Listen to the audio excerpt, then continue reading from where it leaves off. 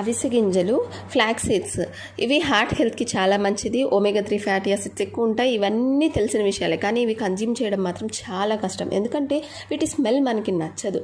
So నేను ఇలా plan చేసుకున్నాను అనమాట. కరివేపాకు పొడిలాగా చేసుకున్నాను ఫ్లాక్స్ సీడ్స్తో. సో రోజు కొంచెం అన్నం తినేటప్పుడు ఒక స్పూను ఈ ఫ్లాక్స్ సీడ్స్ పౌడర్ని కూడా కలుపుకొని తింటూ ఉన్నాను అనమాట.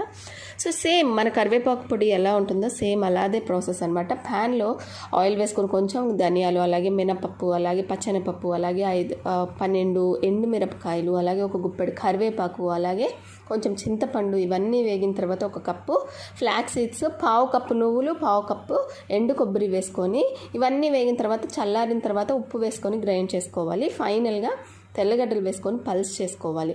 సో ఈ కరివేపాకు, అలాగే నువ్వులు, ఈ కొబ్బరి ఫ్లేవర్ వల్ల మనకేంటంటే ఫ్లాక్స్ సీడ్స్లో ఉన్న బ్యాడ్ స్మెల్ అంతగా అనిపించదు అనమాట. చాలా టేస్టీగా ఉంటుంది. Easy to consume flax seeds.